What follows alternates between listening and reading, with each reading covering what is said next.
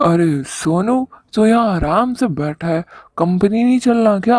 आज हमारी एक बहुत इम्पोर्टेंट मीटिंग है, भूल गया क्या? नहीं नहीं भैया, मैं तो आपका ही इंतज़ार कर रहा था। देखिए, मैं तो कब से रेडी हूँ। आप ही को देर हुई। चलिए अब कंपनी चलते हैं। ये है सोनू और उसका बड़ा भाई रमेश, जो कि एक बहुत बड़े कंपनी के मालिक होते हैं। कुछ समय पहले ही सोनू और रमेश के माता पिता का देहांत हो चुका होता है और तब से सोनू और रमेश अकेले ही कंपनी और बिजनेस संभालते हैं। पर जैसे ही रमेश और सोनू कंपनी जाने के लिए घर से निकलते हैं तो उनके दरवाजे पे एक कुम्हार बैठा होता है। मालिक ले लो नी, देखो नी, ये लंबी लंबी सुराही, ये गोल मटोल मटके, ये सुंदर कढ़ाई वाले कटोरी और चम्मच, और देखो नी क्या क्या लाया हूँ नी। बड़ी कंपनी और बड़ा बिजनेस होने के कारण अमीर तो दोनों ही भाई थे, लेकिन रमेश को अपने अमीरी और पैसों का अलग ही रौब और ईगो रहता था। लेकिन वहीं सोनू, उसको अपने पैसों का ना कोई घमंड था और ना कोई दिखावा।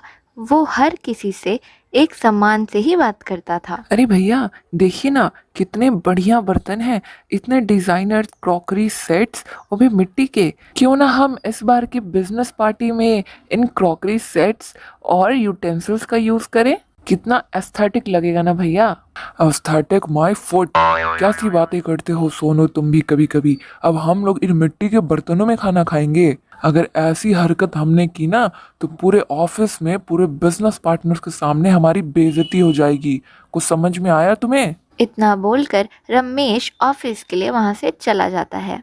अरे भैया, ये मिट्टी के बर्तन आप खुद बनाते हैं? हाँ बाबूजी, ये सारे बर्तन मैंने अपने हाथ से बनाए हैं नी। एक एक कारीगरी मैंने अपने हाथ से गढ़ी है मालिक इस पे। मान गए आपके कारीगरी को। क्या कारीगरी है? क्या आप ऐसी मिट्टी के बर्तन और ऐसी कारीगरी करना मुझे भी सिखाएंगे? क्या मालिक, आप भी क्यों इस गरीब का मजाक उड़ाते हो नी? आप इतने बड़े बिजनेसमैन, आप क्यों सीखोगे ये मिट्टी के काम? नहीं नहीं, मैं मजाक नहीं कर रहा हूँ, मैं सच में ये सब सीखना चाहता हूँ। क्या है ना कि बचपन से बिजनेस के चक्कर में मैं कभी ये सारी चीज़ें कर नहीं पाया, पर शुरू से दिल से चाहता था कि मैं भी चित्रकला सीखूं, मूर्ति बनाना सीखूं, अपने मर्जी से अपने डिज़ाइन के मैं मिट्टी के बर्तन बनाऊं। और आज वो मौका आप मुझे दे सकते हैं। क्या आप मुझे सिखाएंगे? प्लीज़ प्लीज़, देखिए मना मत करिएगा, मैं कैसे भी टाइम निकाल लूँगा। इतना रिक्वेस्ट सोनू का सुनकर बेचारा कुम्हार रामू सोनू को मना नहीं कर पाता है और उसको सिखाने के लिए मान जाता है। और अगले ही दिन से सोनू कैसे भी टाइम निकाल कर रामू के घर जाकर मिट्टी की चीज़ें बनाना ज़रूर सीखता था। फिर एक दिन, क्या हुआ जी? आप इतने परेशान क्यों हैं? मुझसे बताइए, क्या हुआ है? हाँ गीता, परेशान तो मैं हूँ। अब तुमसे क्या छुपाना गीता। मेरे को यूएस के कंपनी से कल कॉल आया था और उनकी तरफ से मेरे को एक बहुत बड़ी ऑफ़र मिली है। लेकिन लगता नहीं है कि वो ऑफ़र मैं एक्सेप्ट कर पाऊँगा। इस काम के बदले वो लोग मेरे को $500 मिलियन देने वाले हैं। क्या? 500 मिलियन डॉलर्स? बाप रे, इतने पैसे! फिर ऐसा क्या मजबूरी कि आप हाँ नहीं बोल रहे? तुरंत हाँ बोलिए ना उन्हें। किसको पैसे अच्छे नहीं लगते? अरे गीता, तुम जितना आसानी से समझ रही हो उतना आसान और सीधा ये नहीं है। यूएस कंपनी की डिमांड है कि उन्हें मेरी कंपनी से पार्टनरशिप करनी है। लेकिन पार्टनरशिप तभी पॉसिबल है जब मैं इकलौता इसका मालिक हूँ। पर मेरा तो भाई सोनू भी इसका पार्टनर है। फिर ये पार्टनरशिप यूएस से कैसे होगी और कैसे मिलेंगे $500 मिलियन? तो क्या इतना बड़ा ऑफर ऐसे ही बर्बाद होने देंगे आप? नहीं, आप होने दे सकते हैं पर मैं नहीं। वो भी उस छोटे भाई के लिए कभी भी नहीं। अरे गीता, कैसी बात कर रही हो? वो मेरा छोटा भाई है। आ हा, छोटा भाई है तो लो, छोटे भाई की वजह से आज मुश्किल में हो ना, नहीं मिल रहे हैं ना पैसे, इसीलिए कहती हूँ मेरी सुनो। पर नहीं, तुम्हारी आंखों पे तो छोटे भाई के नाम की पट्टी बंधी हुई है। अच्छा, ऐसी बात है तो तुम्हें बताओ, मुझे क्या करना चाहिए इस वक्त? अरे इसमें इतना सोचना क्या है? चुपके से सोनू जी से डॉक्यूमेंट पे साइन करवाओ और इस पूरी कंपनी के मालिक बन जाओ। तो समझ में आया? ये टाइम भाईचारा दिखाने का नहीं है, वरना वही भाई जब उसको ऑफर मिलेगा ना तो तुमको ठुकरा कर लात मार के भगा देगा इस घर से, देख लेना। वो कहते हैं ना, विनाश काले विपरीत बुद्धि। बस कुछ ऐसा ही यहाँ भी होता है। रमेश अपनी बीवी की बातें सुनकर अपने भाई सोनू के खिलाफ हो जाता है और चुपके से उससे डॉक्यूमेंट साइन करवा लेता है और पूरी कंपनी अपने नाम कर लेता है। और ये लगेज यहाँ क्या कर रहा है? हम सभी कहीं बाहर घूमने जा रहे हैं क्या भैया? अरे रे मेरे प्यारे भोले देवर जी, जा तो रहे हैं लेकिन हम सभी नहीं, बस आप दोनों, और वो भी कहीं घूमने नहीं बल्कि इस घर को छोड़ के कहीं दूर। अरे भाभी, ये कैसी बातें कर रही हैं आप? हम दोनों इस घर को छोड़ के क्यों जाएंगे भला? क्योंकि अब ये घर और पूरी की पूरी कंपनी मेरी है, सिर्फ और सिर्फ मेरी। याद है सोनू, कल तुमने जो डॉक्यूमेंट साइन किए थे वो कोई बिजनेस प्रपोजल नहीं था, बल्कि वो घर और प्रॉपर्टी के कागज थे। आज और अभी से तुम हमसे अलग हो। आज से तुम अपने रास्ते और मैं अपने रास्ते। सोनू और सोनू की वाइफ सीमा ये सारी बातें सुनकर शॉक हो जाते हैं, लेकिन अब उनके पास कोई रास्ता नहीं बचता घर छोड़ के जाने के अलावा। दोनों दुखी मन से इस घर को छोड़कर वहाँ से चले जाते हैं। सोनू और सीमा के पास अब ना घर था ना रहने की कोई जगह। दोनों भटकते भटकते रात को एक पेड़ के नीचे शरण लेते हैं। अरे बाबूजी, ये आपको क्या हुआ नी? तुम इतना रो क्यों रहे हो नी? बताओ नी। और आप सब इस समय यहाँ क्यों बैठे हो नी? सोनू डबडबाती आंखों से रामू को अपनी सारी व्यथा सुनाता है। अरे बाबूजी, तो इसमें रोने की क्या बात है नी? आपके पास घर नहीं हुआ तो क्या हुआ नी? मेरे पास तो है। हाँ, आपके बंगलो जितना बड़ा तो नहीं है नी, लेकिन सर छुपाने के लिए काफ़ी है। आप दोनों मेरे घर चलो नी। रहने का कोई ठिकाना ना होने के कारण सोनू रामू की बात मान लेता है और उसके घर चला जाता है। लेकिन असलियत में सोनू को इस बात का दुख नहीं होता कि उसकी प्रॉपर्टी चली गई, उसका घर चला गया। उसको इस बात का दुख होता है कि जिस भाई को वो जान से भी ज़्यादा प्यार करता था, आज वो भाई भी उसे छोड़कर चला गया है। बाबूजी, आप दोनों यहीं आराम करो नी। मैं चला मिट्टी के बर्तन बेचने, शाम को घर आऊँगा नी। रामू भैया, क्या मैं भी आपके साथ आ सकता हूँ काम पे? खाली हाथ पे हाथ धरे बैठने से तो अच्छा है कि मैं भी इसी काम में लग जाऊं। कम से कम घर में 2 रोटी तो आएगी। बाबूजी, अगर ऐसी ही बात है नी तो मैं एक ठेले का इंतजाम कर देता हूँ नी। आप दूसरे जगह जाकर बेचना नी, ज़्यादा कमाई होगी नी। हाँ हाँ, चलेगा। ठीक है रामू भैया, आपका बहुत बहुत धन्यवाद रामू भैया। चलो, इसीलिए कहते हैं कि जो होता है अच्छे के लिए होता है। आपने कुम्हार का काम सीखा तो देखिए आज यही काम आएगा ना आपके। अब मैं भी आपकी इसमें मदद करूँगी।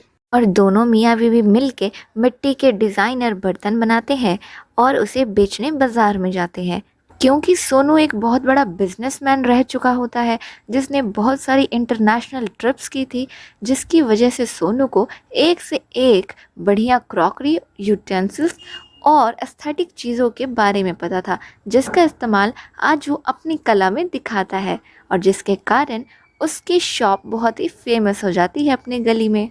और वैसे डिज़ाइंस यहाँ ना किसी ने देखे थे ना किसी ने सुना था, जिसके कारण उसका ये नया डिज़ाइन का आइडिया पूरी मार्केट में छा जाता है और इसके सामानों की डिमांड बहुत ज़्यादा बढ़ जाती है, जिसके कारण सोनू दिन प्रतिदिन प्रगति करता है और आखिरकार इसका ही बिजनेस करने लगता है। और देखते ही देखते सोनू पहले की तरफ फिर से एक बहुत बड़ी बिल्डिंग खड़ी कर देता है और बहुत बड़े कंपनी का मालिक बन जाता है और पहले की ही तरह नाम, शोहरत और रुतबा वापस उसके पास आ जाता है। और देखते ही देखते दिवाली का दिन भी नज़दीक आ जाता है और क्योंकि अब तो ये खुद ही कुम्हार था, तो इस वजह से इसके पास हर डिज़ाइन के दिए और लैंप्स थे, जिसका इस्तेमाल वो अपने घरों में भी करता है। हे गणपति बप्पा, हे लक्ष्मी मैया, अपनी कृपा सदैव हम सभी पे बनाए रखना माँ। हाँ माँ, आज आपका ही आशीर्वाद है कि जो नाम शोहरत हमने अपने पिछले दिनों में गंवा दी थी,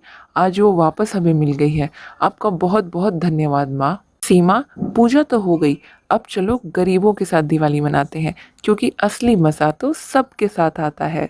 सोनू और सीमा अमीर के साथ साथ दिल के भी बहुत अमीर होते हैं, जिसकी वजह से सोनू और सीमा ये दिवाली गरीबों के साथ जाकर मनाते हैं और बारी बारी से एक एक गाँवों में जाके मिठाई, कपड़े और दिए दान करते हैं।